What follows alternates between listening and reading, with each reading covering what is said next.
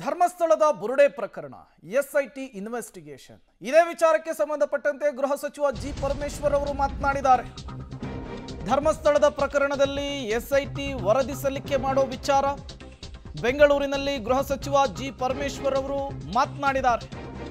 ಅಕ್ಟೋಬರ್ನಲ್ಲಿ ವರದಿ ಕೊಡೋದಾಗಿ special investigation team ಹೇಳಿತ್ತು. ಬಹುಶಃ ಅಕ್ಟೋಬರ್ 31ರ ಒಳಗೆ ವರದಿಯನ್ನು ಕೊಡಬಹುದು. ಎಲ್ಲವನ್ನೂ ಕೂಡ ಸೇರಿಸಿ ವರದಿಯನ್ನು ಕೊಡೋದಕ್ಕೆ ನಾನೇ ಹೇಳಿದ್ದೇನೆ. ಅಕ್ಟೋಬರ್ನಲ್ಲಿ ತನಿಖೆ ಮುಗಿಯುತ್ತೆ ಅಂತ ಹೇಳಿ ಎಸ್ಐಟಿಯ ಮುಖ್ಯಸ್ಥರು ನನಗೆ ತಿಳಿಸಿದ್ರು.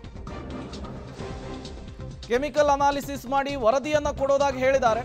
ಮಧ್ಯಂತರ ವರದಿ ಕೊಡ್ತಾರಾ ಅಥವಾ ಪೂರ್ಣ ವರದಿಯನ್ನು ಕೊಡ್ತಾರಾ ಕಾದ್ ನೋಡಬೇಕಿದೆ ಅಂತ ಹೇಳಿ ಧರ್ಮಸ್ಥಳದ ಪ್ರಕರಣಕ್ಕೆ ಎಸ್ಐಟಿ ಇನ್ವೆಸ್ಟಿಗೇಷನ್ಗೆ ಗೃಹ ಸಚಿವ ಜಿ ಪರಮೇಶ್ವರ್ ಅವರು ಮಾತನಾಡಿದ್ದು ಹೀಗೆ. ಅಕ್ಟೋಬರ್ ತಿಂಗಳಲ್ಲಿ ಕೊಡ್ತೇವೆ ವರದಿಯನ್ನಂತ ಅವರೇ ಹೇಳಿದರು. ಯಾರು ನಮ್ಮ SIT ಅವರು. ಈ ಬಹುಶಃ ಈ 31st ಒಳಗಡೆ ಕೊಡ್ಬೋದು ಅಂತ ಕಾಣಿಸುತ್ತೆ. 31st ಒಳಗಡೆ ಎಲ್ಲಾದರೂ ಕೂಡ ಪ್ಲಸ್ 1 or 2 ಡೇಸಲ್ಲಿ ಕೊಡ್ತಾರೆ ಅಂತ ಅಂದ್ಕೊಳ್ತೀನಿ.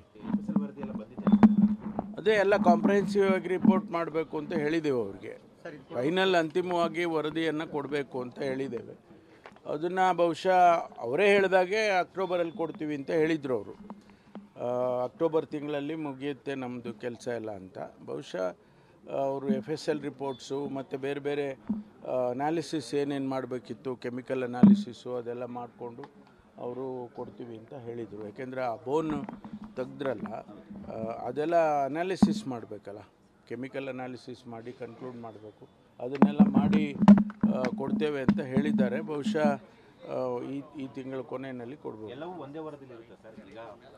ಅದು ನೋಡಬೇಕು. ಯಾಕೆಂದರೆ ಅವರು ಮೇಜರ್ ಆಗಿ ಇಂಟರಿಮ್ ಆಗಿ ಕೊಡ್ತಾರಾ ಅಥವಾ ಪೂರ್ತಿ ಸಂಪೂರ್ಣವಾದ ವರದಿಯನ್ನು ಕೊಡ್ತಾರಾ ಅದನ್ನು ನಾವು ಈಗಲೇ ಹೇಳಕ್ಕೆ ಬರೋದಿಲ್ಲ.